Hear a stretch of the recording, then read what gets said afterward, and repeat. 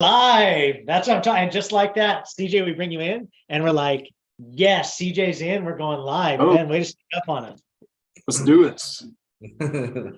Oh man, well, welcome to Coffee Experts Club, everybody. If you're joining for the first time, Coffee Experts Club is someplace where we have 35 weeks of content walking people through the A to Z on kicking off your own first coffee drive-through, and then we bring in experts who are badass, who have done it themselves. And CJ McPhail is one of those. I'm excited to have him on today for Coffee Experts Club. So CJ, thanks so much for joining us, man. You're welcome, man. I'm thrilled to be here. Yeah. So CJ, for those of you guys who don't know, Ben and I have got to work with CJ on a couple of grand openings now, and so much vision, so much passion come out of CJ and his wife Lindsay with Outsider Coffee. Outsider Coffee has been, I know for Ben and I both, Ben and I have had some conversations on the side about it. There's a whole inspirational element to Outsider Coffee that's different than a lot of things that we've done. Look at that! You're getting a visit from Belize right now. Drew Moody just joined in. Love it. Drew, How you you know doing, CJ? bro? Have you ever met CJ before? I don't know if we officially met, but I know who CJ is. Awesome. So anyway, Drew's down at Coffee de los Mayas in Belize. Anyway, so CJ and Lindsay have a whole element to Outsider Coffee that I feel like is a lot different than maybe what Ben and I had started with. You know, I think that every coffee chain wants to believe they have some credo they live by, you know, or have some mantra that they live from or mission.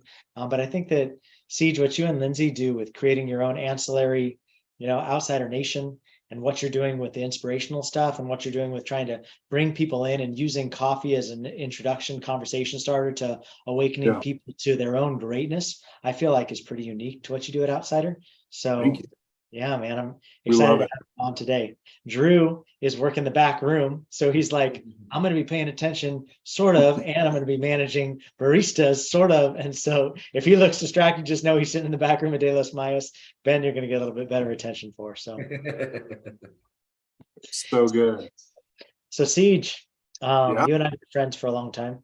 First conversation starter that we ever had was around coffee. An excellent mutual friend who actually is now himself in coffee sat us down at lunch and said, hey, I want you to meet some friends of mine. They want to start a coffee outfit in Southern Oregon. And I thought to myself, oh no, not Southern Oregon. There's so much freaking coffee in Southern Oregon.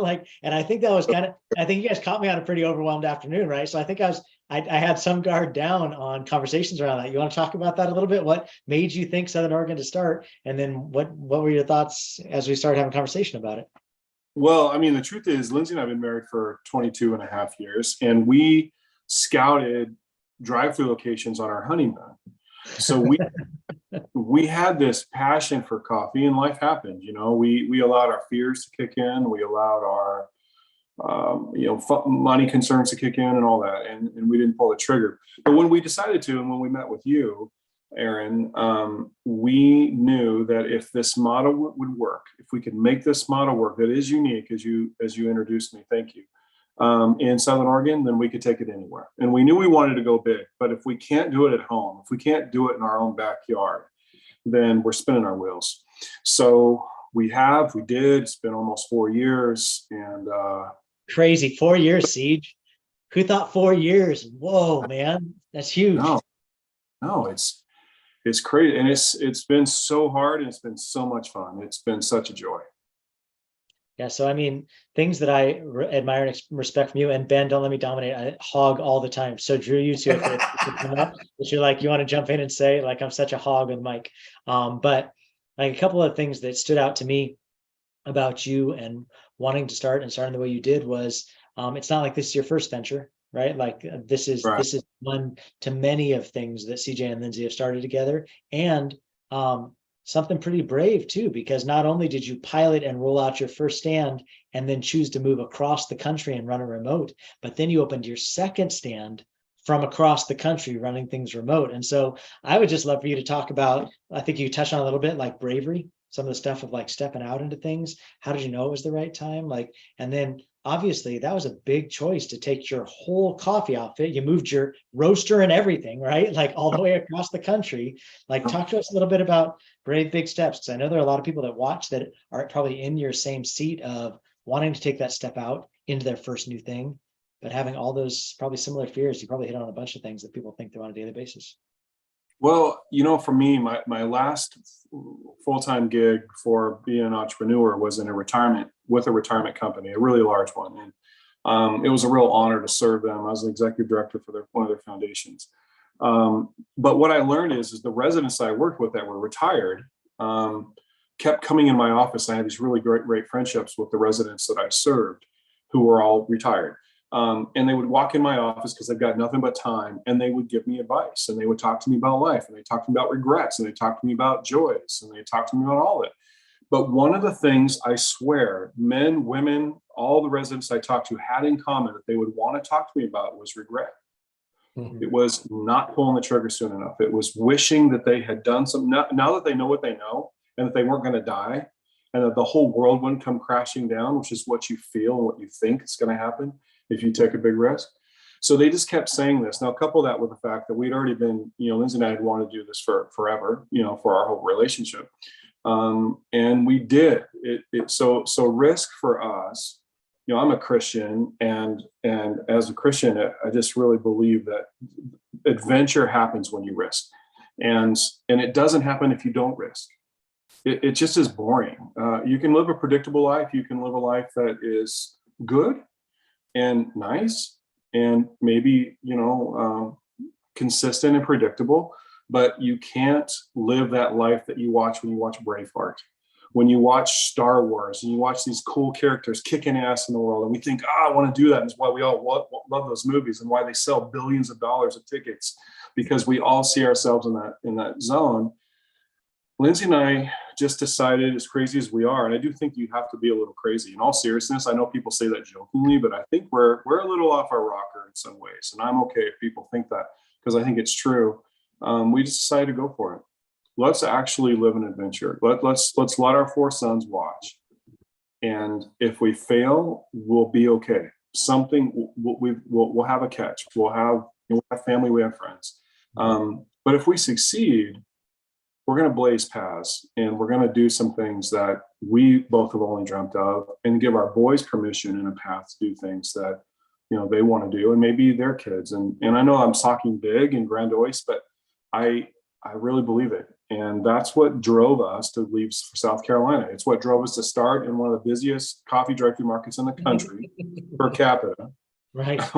which is crazy. We opened the 90th drive-through in our county of 250,000. Holy cow.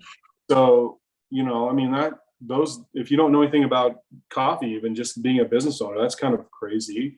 And we're doing really, really well. It's the fun part. It's because of our customers and our amazing team, but we're doing really, really well. And then we opened another one in Central Point from South Carolina. And now we're signing this week our lease papers on our first South Carolina location. So that courage only comes from this desire to not be mediocre, to not be the old guy going to the young guy saying, don't do what I did. Don't hold back. Don't just pad your 401k. Have a 401k, but don't make your life about that. Right. Make your life about risk. Make your life about adventure. You'll never regret it. Here we are. I'm curious what you feel like was while you're doing it, what was the riskier move, or what felt more risky? Was it the moving to South Carolina, or was it opening the first stand to begin with? Like, what was the bigger hurdle that felt like? Boy, that is a CJ, really... let me add to that. Let me add just a little bit of sugar on top of that cookie. So add this in too. You got kicked pretty hard in the nuts kicking off your first stand too, right? Like, it wasn't like you just opened the super easy stand and it was like opened right up. Like, we ended up in the heart of Medford, someplace you guys wanted to be, but it was like the historic district leaned into us. And they're like, oh, really? You want to do that? And we're like, what did you just say you want me to do? Like, kinds of constraints that Ben and I, opening 15 locations, never saw that you opened up in your first one. So I'm sure there were some things that there's all kinds of interlaced fear. It wasn't like one day CJ got brave and went out and did this really hard thing. It was like, you've been punching it on bigger dudes than you for a long time since you kicked this thing off. I'd love to hear all that. Yeah, well, losing, I kind of equate, I'm an expert at trying to lose weight, but it feels like starting a business is like losing weight. There's just so many little nuances that you just have to stay consistent with, or it's not going to work. And you're right, to your point, there were so many ass kickings, sorry for I love it. Ass kickings is exactly what that was. Yes. Oh man. I mean, all the way down to here's a great quick story. The last day of my corporate job, and I had a good job, and I'm not bragging, but I had a really good job. I got paid really well. I had my own parking space. I had my own name on my parking space. It was ridiculous. It's what everybody thinks they want, but I had it, and it's not what I wanted. Right. It didn't bring me joy. It brought me stress and a heart attack. So it's not what I wanted. But on the last day, I left the job. I had the celebration with, Ryan Roden, people know him, and lots of friends that met me down, and we had a beer. And then I went over to a City of Medford meeting, the last final public meeting, to make sure, and all the city staff had assured Lindsay and I, there's not going to be a problem. We've already approved it. This is a formality. We just need you to show up and say hi. We'll do it. Slam the gavel. You're in. Of course, that's not how it went. I showed up, and there are like 70, 80 people in the room, and they told me there'd only be like 10 or 12. So I'm like, whoa, like there must be something else on the docket. I don't know. So I realized soon after I'm sitting there for a while, most of them are there out of opposition to Lindsay and I starting a location at that spot.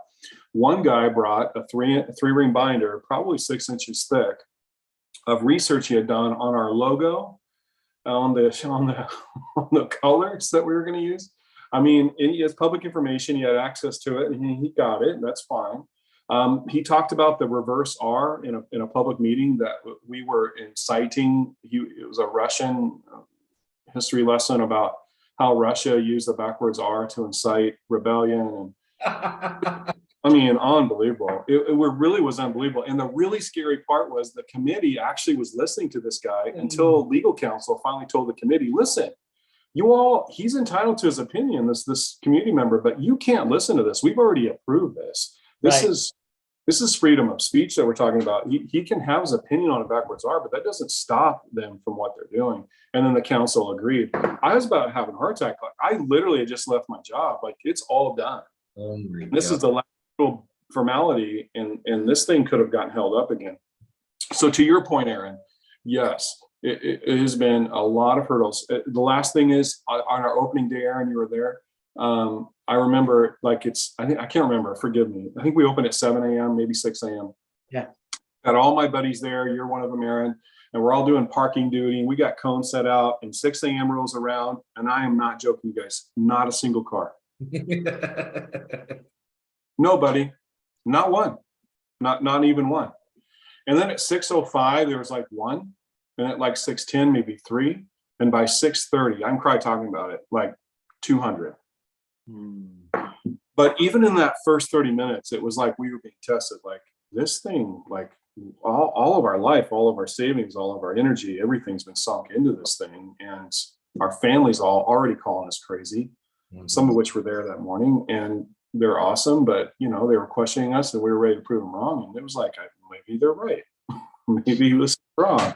But by 6:40, 7 o'clock, moving on, that day was just slammed. It was still one of our busiest days of either a location's history that one day. I mean, it was insane. It just was nuts. You guys have done grand openings. I know you've seen bigger grand openings than what we had, but for us and our experience, it was like wowzers. You guys that was beautiful. And I think especially in light of, like you had said, all the hurdles you had come. Thank you for sharing that story, because I've never heard you talk about that, like as far as that 6 a.m., 6:05. But I mean, such a testimony. I feel like if there's a story that captures the journey of CJ and Lindsay McPhail, I feel like that is it, where it's like nothing comes easy. I think people look at your life and they think, wow, they're so successful. They've done some really big things. You guys have rolled out some really big things, successful things that when people hear about them, they're already big and successful. I mean, they don't hear about them down here on the bottom end, where you're like, are we going to be able to keep our head above water? Are we not able to keep our head above water? And I feel like there are times, like, this is just me secretly just closing my heart. I've thought, man, do I want to be this close to Lindsay and Siege? Because I feel like the way that they go through things, if I'm project managing for them, that means I get pulled straight into, man, this is not going to be an easy project because of the way that you guys are cut. But I will say, it makes your stories so powerful, because you guys,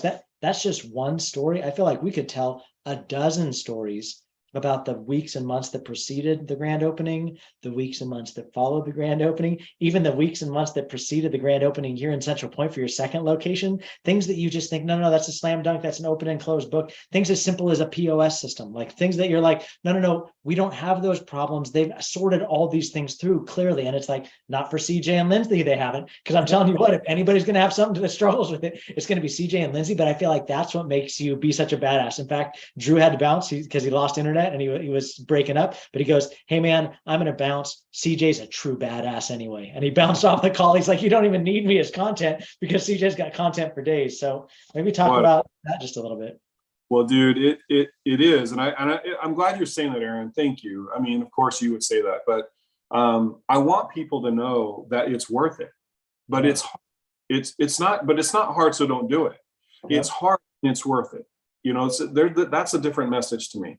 And it is hard, but my gosh, this isn't a marriage thing, but our marriage has grown so much. How I view my kids, the time I have with my sons is exponential compared to what I had. I used to ask permission to go to a 30-minute end of year concert with my youngest son and hope that they would let me. Right. Versus now I just go. I mean, of course I'm going to go. I get there early and I stay late and we go out to dinner afterwards. And, I mean, you can't put, and that's not true of coffee necessarily. It's true of being an entrepreneur, but you can't price tag on that stuff. And that's what the residents that I referred to earlier, I think that's what they were trying to get across to me. Like, there's more to life than that 401k. So yeah, we have had to bump our heads on everything. And the truth is, and I like telling people this because I think people feel pressure to know everything. We knew next to nothing, Aaron, and you are a testament to that. I mean, remember in our first location, the real estate agent said, well, you need to submit an LOI. Mm-hmm. And I remember Lindsay, I nodded like, yeah, we're gonna submit an LOI. I mean, we got off, the guy left, I looked at Aaron like, what the hell's an LOI? Like, I don't even know what that is. Right. I'm happy to submit one, but what is it? Right. Now it's a letter of intent. And now we've submitted, 8 or 9 of those in different locations. But at the time, I didn't know what an LOI was. Yeah. We hadn't done an official profit and loss. I didn't know how to do a profit and loss. I could read a profit and loss, but I'd never done one for our business. I didn't know that we didn't have an accountant. I didn't know even where to start with an accountant. I mean, you just go hire one. I don't know. What do you look for in a good accountant? I don't know. Yeah. They're a nice person. I mean, what do you do? So I'm just saying, we truly started there 4 years ago. That's where we were. But what we had, and the one thing I wrote down and talked about today, if we get to it, is our mission. And our mission continues to be the thing that drives us in ways that I never could have imagined. And I would have told you this 4 years ago. I think our mission is going to drive us, but I didn't understand what that meant. And now it's really, especially with our first location in South Carolina, it is really coming home. And it's probably the thing I'm most proud of. It's not all the stuff we've talked about. That's all great, but Lindsay gets most of the credit anyway, not me. But our mission statement, it is the thing, it is our crown jewel of our life, of our business, of our family, is our crown jewel. And being able to try and live through that and reimagine what's next through that lens is a lot of fun. Dude, tee that up. I mean, you just set the whole thing up. How could we not go there next? Yes, we want to hear that. Yes, please. Well, there's the call to action button. I'm looking for the call to action button. I'll take, yes, I'll buy that. Yes, I'll buy that. Go ahead. Tell me about it. I'll send you an invoice after this. Don't worry about it. Yeah, but so our mission, it took us about 3 months to write our mission, and we had good people in our lives. We're so blessed to have good people in our lives, truly, like amazing people. And they poured into us because we asked them to. And one of the things they told us is, you really got to have a mission that matters. It can't just be, technically, legally, I think you're supposed to have some form of a mission. I think technically the federal government wants to see something. And it can be, we serve great coffee. That can be a mission, but you do have to have something. Well, that's not how we want to function. That's not how we want to operate. So Lindsay, took about 90 days to write out our mission. And it was a hard exercise because we both had to agree, which isn't always easy. Lindsay's passionate and a bulldozer, and I am too, but in a different way. Sure. And we had to come to terms on this. And once we did, I mean, we literally cried when we finished it. Like, it was just emotional. It's emotional to read it out loud. And 4 years later, it still feels that way. It's not that I cry when I read it, but I feel like this surge in my gut. Like, I feel that. Our mission is to wake people up to their greatness through inspirational calls to action, so our customers can love themselves and their community. And that first part is what most people know, is to wake people up to their greatness. But we really, really take that seriously, even down to be specific. It is our mission that determined our first location in South Carolina. There were other sites that were better, a little bit more expensive, but not too much. But they didn't allow us to meet our mission the way that we wanted to. So we went to a site, for example, the site that we have now is about 27,000 cars. We had a site that we could have pulled the trigger on with 40,000, another one with like 34,000. And they're great sites. And some business people might go, what the beep are you thinking? Why? But our mission said no. First of all, the site that we pulled the trigger on, it's near our own kids. That matters to us.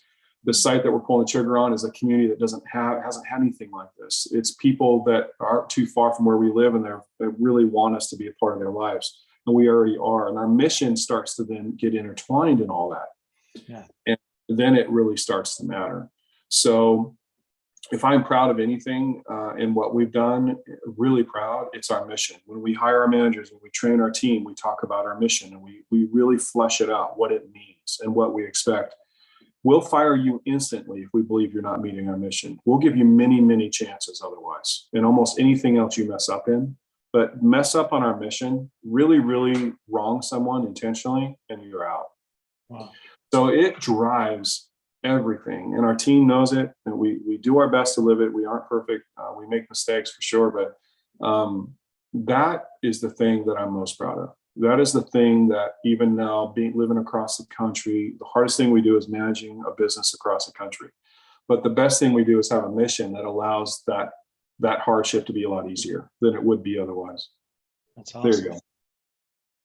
It's awesome. It's the filter that you take everything through, right? Like that's the decision filter, is how's it meeting your mission? And I think that's what it's intended to be. And I think that obviously you guys represent that so well, not only like publicly, right? Anybody that watches you on Instagram and Facebook and all the places that you guys are appearing, LinkedIn, all the places socially, obviously we see you from the outside, but it's awesome to hear that that's the core also from the inside too, that all your employees and everything are also taken through not only your decisions, but also their decisions, and that it all chimes back the same way. I think that's powerful. Well, when you have a bad day, and you do, and we've had plenty this month already, honestly, and not bad days like poor us, but just bad days where like, man, I didn't see that coming. That piece of equipment shouldn't have broke that fast. Like, no, what are we going to, that kind of stuff. It's even in those moments, it's your mission that kind of gets you through it. Yeah. And we'll often go back, Lindsay and I often go back and we have a phrase for ourselves that helps us get through as a couple. Because people ask how you work together. We work together because we work well together, because we have this phrase that we use with one another when things get hard. And Lindsay will just say, Siege, we're doing it. And I know that sounds insignificant on the outside, and I'll say to her, but babe, we're doing it. Yeah. But we're still doing it. We're in it. Like, we're doing it. Like, there's a lot to be proud of in that, despite the ice machine breaking, and despite the manager being sick and the other manager being sick, and nobody covered the shift, and we're shutting down early, etc. Those little things that can feel monumental, we're still doing it.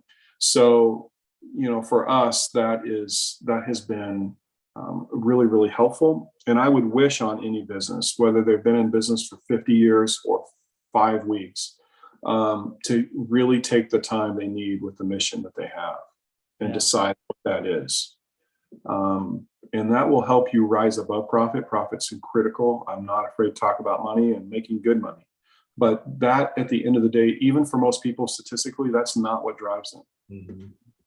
It is being a part of something bigger than themselves that drives them. Whether that can be a religious thing for them, that can be it doesn't matter. But generally speaking, as human beings, we want to be part of something bigger.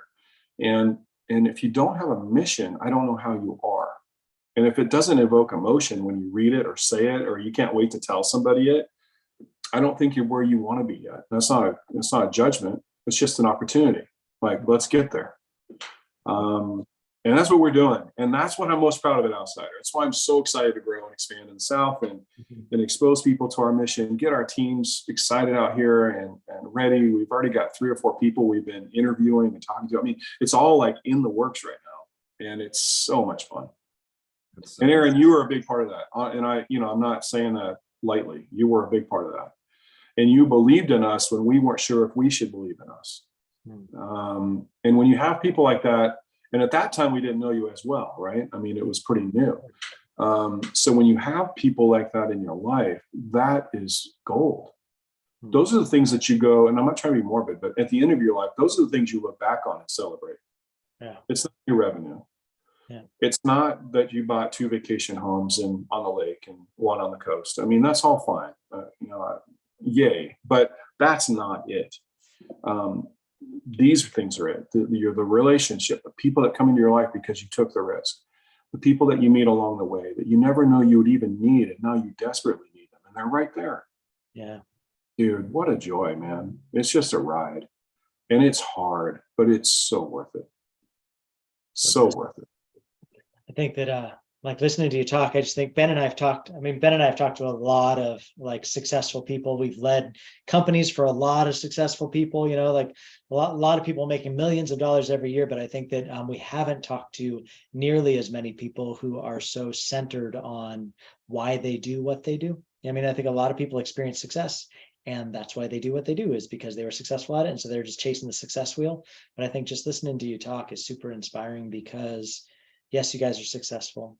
Yes, you guys have got a brand. I mean, I don't want to toot your horn and like stroke your ego, but I think like when you say you guys didn't know anything, like you didn't know anything, but it wasn't like you just said, well, let's go find someone that already has something that we can buy and just like backdoor into a franchise. Like you're like, no, let's go start an indie coffee shop. Like that's the hardest thing you can do, right? Not having worked coffee, not having done coffee, like to say, hey, we're going to go pilot our own thing. And then, and Ben can tell you this, like not only that, but to buy your own roaster and start roasting your own beans. Like you became a roaster overnight, like a master roaster. Like CJ's roasting beans that they're serving every day out of their stands. Like, no, who does that, Ben? Like nobody does that. Nobody buys that. Like nobody opens their first stand indie coffee chain of their own and a roaster within the same time window and opens those two things like at the same time and succeeds at it. Like Ben, I don't know how many I haven't met anybody else like that have done that. So like super big kudos to you, C. John,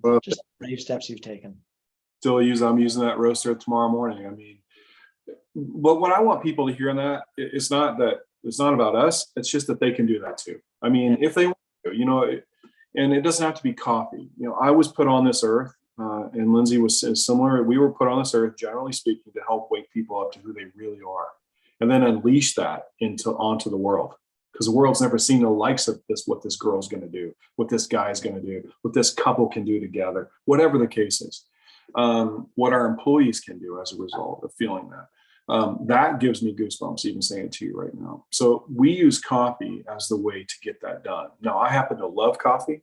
I love the industry. I love the people in the industry. They're my people. So there's more to it than just saying we just use coffee. It feels like we don't like coffee, it's not like that. I love coffee, but coffee is the medium. I swear I could sell used tires. I don't want to, but I could sell used tires, have the same mission, and probably do pretty well. At least make it financially. I think I could. I think I could sell steel. I could sell sheds. I don't know, fill something in there. If I had this mission, I think we could drive it. And that's why I wish this on people. I wish people to be centered enough, take the time to know what it is that makes them tick. I mean, how many people can say, I know I was put on this earth? Mm-hmm. That's not a criticism, but I want more people to be able to say that. There's so much not right in my life, and there's so many good things in my life, but I was put on this earth to do X. Yeah. Man, that's my guy. That's my gal. Who people that can say that and say it with boldness, and you believe it when you hear it, like, dang. Yeah. Those are my people. And that's what we aim for our baristas to say about their own lives. Not, we know they're not going to stay with us forever. Yeah. Some of them, we do have 3 that have been with us the whole time, which we're pretty proud of. But the rest have moved on. But I want people to feel that emotion, that tug, and whatever they do, and then they go do it. And then you buy it because you find yourself, once you're there, then you go buy a roaster and you call a guy in Idaho, which I did, and said, I've never roasted before. He said, come up to our training school. And I did. It's like, what the heck? I mean, what am I doing here with all these experts? And I felt so stupid. And I started roasting. never even seen a roaster, literally. Yeah. And I had already bought it. And we put it in your garage. Like, I mean, like that bottom line, like, I think that's the inspiring stuff, Siege. So I know we're about out of time. I just want to say, man, Ben and I both, like, I feel like we talk to a lot of people, we help a lot of people with coffee, but they're those ones that we don't like to tell everybody, but they're kind of our favorites. And just Outsider is one of those ones where it's just like some of our favorite people. So grateful to be in league with you and Lynn's. So grateful to be able to have done the things that we've done that have been the good, the bad, and the ugly, all of it rolled together. And that's what makes us love each other so much. And I just really grateful for you, grateful for your bride. And I know Ben would say the same. So yeah, thank you. We feel the same way about you guys. And you know, we're just getting warmed up, all of us, you guys too. I mean, we haven't seen anything yet. So, you know, that's the joy. We keep marching forward and celebrating what we have in the process, but keep marching forward. And I get to do it with you guys. Grateful. thanks, man. Well, thank you for hanging out with us today on Coffee Experts. Ben, I totally dominated the whole thing. You've got to stop me next time. But CJ, man, lots of love for you. Thanks for joining us on Coffee Experts Club. And then you're tuning in. We'll see you guys next week on Coffee Experts. Thanks, guys. CJ.